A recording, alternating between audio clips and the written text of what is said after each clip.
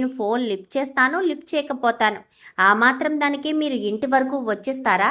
అసలు మీకు నాకు ఉన్న సంబంధం ఏంటి?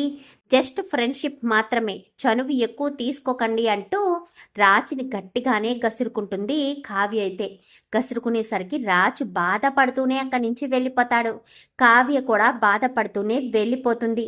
అసలు ఏమైంది కళావతి గారికి, నాకు అసలు ఏం జరిగింది అనుకుంటూనే ఇంకా డాక్టరు ఏ హాస్పిటల్ అయితే చూపించుకున్నాడో అదే హాస్పిటల్కి వెళ్తాడు.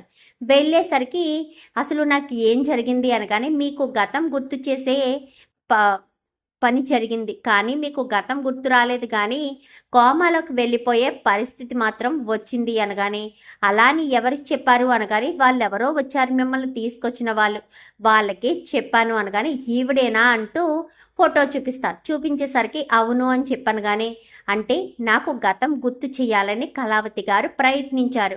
ఆ గతం తాలూకు నిజం నేను తెలుసుకోవాలని కళావతి గారు ఇలా చేశారు.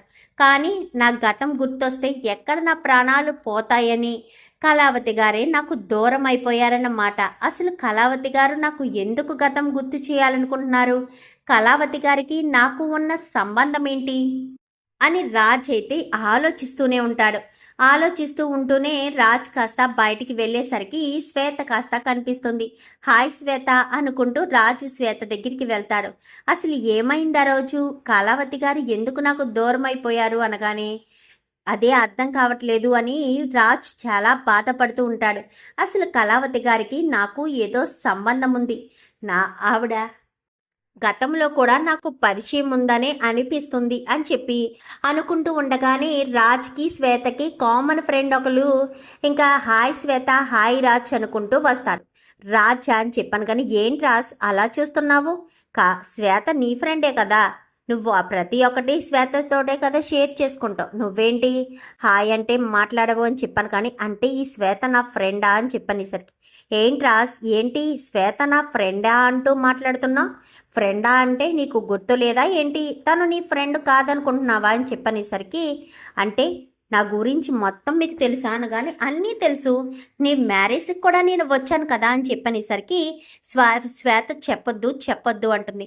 చెప్పొద్దు అనేసరికి ఇంకా తన ఫ్రెండ్ కాస్త తనకు అర్థం కాక మొత్తం విషయం చెప్తారు. చాలా థ్యాంక్స్ అని చెప్పి అక్కడి నుంచి వెళ్ళిపోతాడు. వెళ్ళిపోయేసరికి ఏంటి అలా పిచ్చి పని చేసావు?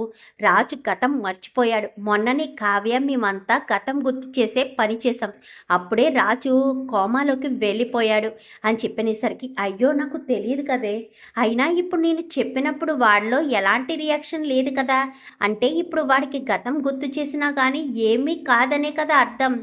ఒకేసారి అటాక్ చేయకుండా కొద్దిగా చెప్తే వాడికి గతం గుర్తొచ్చే అవకాశం ఉందేమోనే అని చెప్పనేసరికి, ఏమోనే, రాజు విషయంలో రిస్క్ చెయ్యలేదు కావ్య, రాజ్ అంటే కావ్యకు ప్రాణం కదా అని చెప్పి ఇక్కడ ఇద్దరు అక్కడి నుంచి వెళ్ళిపోతారు. ఇంకా ఈ విషయం అంతా విన్న రాజ్ కాస్త వచ్చేస్తాడు.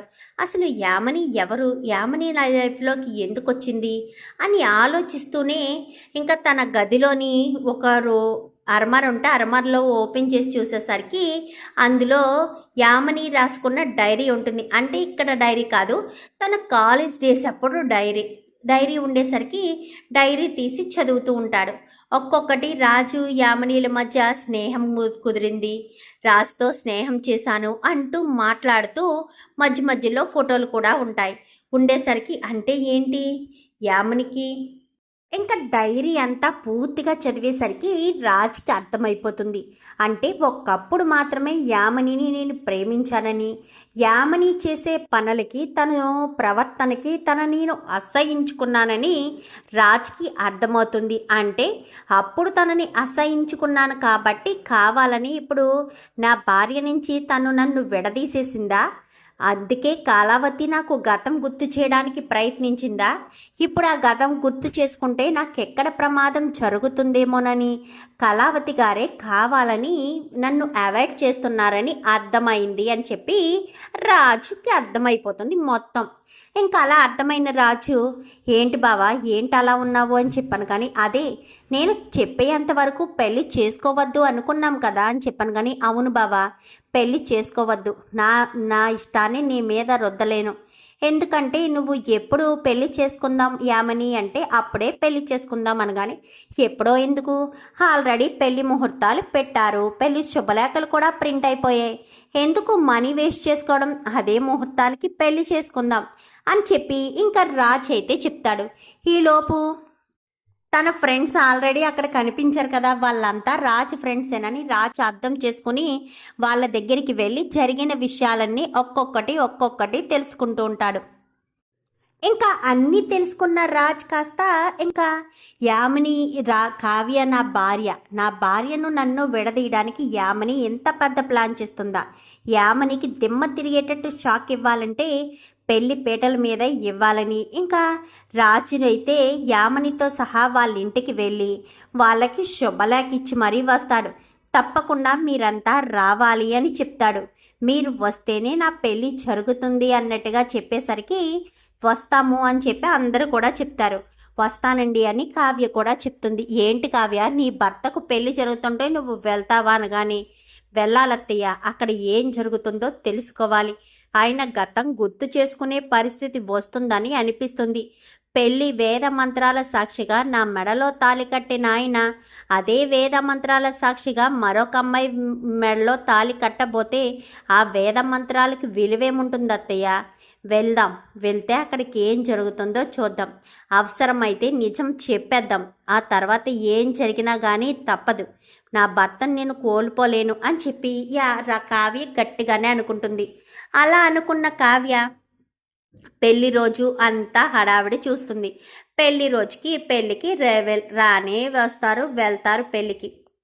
ఇంకా రాజు ఇటు యామని పెళ్లిపేటల మీద కూర్చోవడానికి వస్తారు. చూసావా కళావతి అలియాస్ కావ్య, మొత్తానికి నీ భర్తను నా భర్తగా చేసుకోబోతున్నాను, ఇంకా ఇప్పుడు నువ్వు ఏమీ చేయలేవు, అలాగని రాజుకి నిజం చెప్పలేవు, అలా చెప్తే ఇప్పటి వరకు ఎందుకు చెప్పలేదు అని అంటాడు. అందుకే ఇప్పటి వరకు చెప్పలేదు, ఇక మీదట కూడా చెప్పే పరిస్థితి ఉండదు అని చెప్పి ఇంకా కావ్య యామని మాట్లాడతారు. సరే అది చూద్దాం, 3 ముళ్ళు పడాలి కదా, ఏమో పడే చివరి క్షణంలోైనా నా భర్తకు గతం గుర్తు రావచ్చు కదా, వేద మంత్రాల సాక్షిగా నా మెడలో తాళి కట్టిన నా భర్త అదే వేద మంత్రాల సాక్షిగా గతం కూడా గుర్తు తెచ్చుకోవచ్చు కదా అంటూ ఇంకా యామిని కావ్య మాట్లాడుకున్న తర్వాత వచ్చి పెళ్లిపెట్ల మీద కూర్చుంటుంది యామిని. ఇంకా పంతులు గారు బెల్లం జీలకర్ర పెట్టమనడంతో బెల్లం జీలకర్ర పెట్టడం, ఆ బెల్లం జీలకర్ర కూడా బెల్లం జీలకర్రని వెనక్కి పాడేసి ఓన్లీ ఉత్తాకును మాత్రమే పెడతాడు రాజు. అది కావ్య చూస్తుంది. ఇదేంటిది, ఈయన ఇలా చేస్తున్నారు అనుకుంటూనే సైలెంట్గా ఉంటుంది. ఇంకా తాళి కట్టమన్న సమయంలో తాళిని కాస్త తీసి తెగ సంబరపడిపోతూ ఉంటుంది. రాజ్ నా మెడలో తాళి కట్టేస్తున్నాడు, 10 సంవత్సరాల కళ నెరవేరబోతుంది, ఇంకా నన్ను రాజ్ని ఎవ్వరు విడతీయలేరు అని తెగ సంబరపడిపోతూ ఉండగా వెనకాల నిలబడున్న కావ్య మెడలో రాజు తాళి కట్టేస్తాడు. ఒక్కసారిగా యామిని ఏంటి బావా ఏంటిదంతా అనగానే, బావా ఎవరే నీకు బావా, నేను నీ భావనా, నిజం చెప్పు, కావ్య కళావతి గారే కదా నా భార్య, నేను ఆవిడ భర్తని కదా, ఇక్కడ ఉన్న వాళ్ళంతా కూడా నా ఫ్యామిలీయే కదా, నువ్వు నన్ను మోసం చేసావు కదా అని చెప్పనేసరికి ఒక్కసారిగా షాక్ అవుతుంది.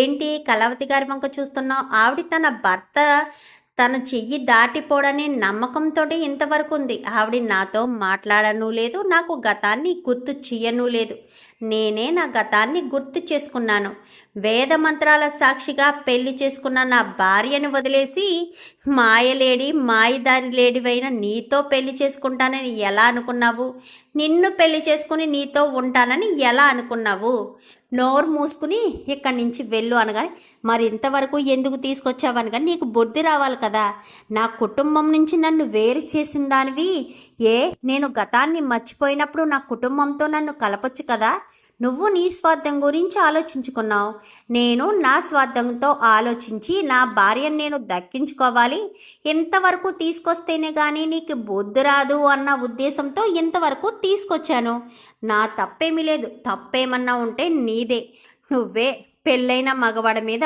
ఆశపడ్డావు, ఆశపడి నన్ను కోరుకోవడం వల్లే ఇలా జరిగింది, నాకు గతం గుర్తు రాలేదు ఇప్పుడు, కానీ కళావతి గారు అని నా భార్య అని నేను మాత్రం తెలుసుకున్నాను, ఒకవేళ నీ మెళ్ళో తాళి కట్టినా నాకు గతం గుర్తొచ్చిన మరుక్షణం నిన్ను వదిలి నిర్దాక్షిణంగా వెళ్ళిపోతాను అంటూ రాజు గట్టిగా షాక్ ఇస్తాడు. చూద్దాం మరి రాబోయే ఎపిసోడ్స్లో ఏం జరుగుతుందో. వీడియో నచ్చితే లైక్ చేయండి, ఛానల్ని సబ్స్క్రైబ్ చేసుకోండి, పక్కనే ఉన్న బెల్ సింబల్లో ఆల్ పై క్లిక్ చేయండి. Thank you for watching.